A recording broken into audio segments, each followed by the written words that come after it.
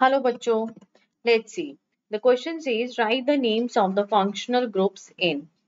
We are given with this particular and over here this. Second, describe a chemical test to distinguish between ethanol and ethanoic acid. Third, write a chemical equation to represent what happens when hydrogen gas is passed through an unsaturated hydrocarbons in the presence of nickel as a catalyst. अब देखो बच्चों, इस question में अगर हम as a concept बात करें तो एक ही कॉन्सेप्ट यहाँ पे काम करता है that we should be familiar with the different functional groups and their properties.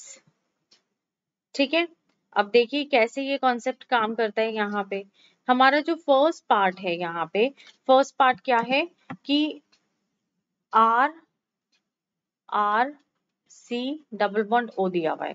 तो देखो जो आर होता है, आर का मतलब होता है एल्काइल ग्रुप, मींस ये वाला कार्बन आटम दो एल्काइल ग्रुप के साथ अटैच्ड है और यहाँ पे डबल बॉन्ड ओ है, तो ये आपका ग्रुप होता है ketones.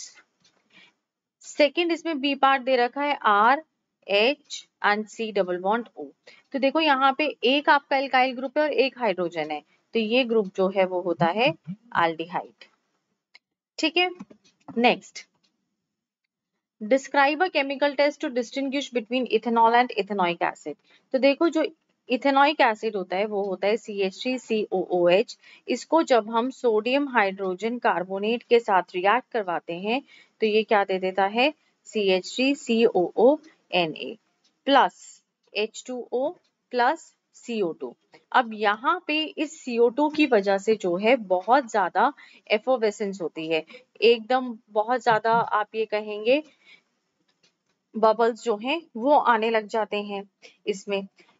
So because of this एफोवेसेंस हम क्या कह सकते हैं कि जो आपका एसिटिक जो आपका इथेनॉइक एसिड हो गया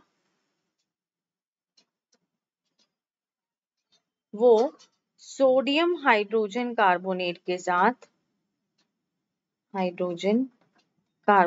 साथ क्या करता है, एक तो उसने प्रोडक्ट दिया यहाँ पे सोडियम एसिटेट, लेकिन जो मेन चीज हमें यहाँ पे डिस्टिंग्विश कर रही है वो कर रही है evolution of the carbon dioxide.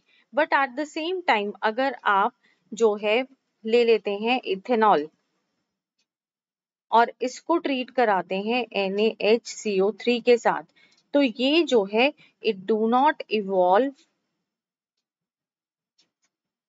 CO2 gas. तो इस बेसिस के ऊपर हम इसको डिस्टिंग्विश कर देते हैं।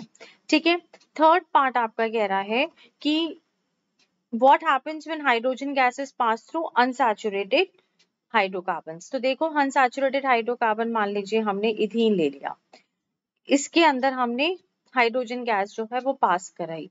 अब हम ये पास कराते हैं in the presence of a निकल। निकल जो है यहाँ पे काम करता है एज अ कैटलिस्ट। तो ये सिंपल हमें क्या करता है, एडिशन रिएक्शन जो है वो दे देते हैं।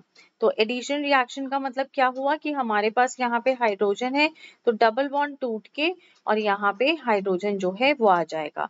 मींस जो आपका अनसैचुरेटेड हाइड्रोकार्बन था वो सैचुरेटेड हाइड्रोकार्बन के अंदर कन्वर्ट हो जाता है। So this is the best suitable answer for this question. Thank you. All the best.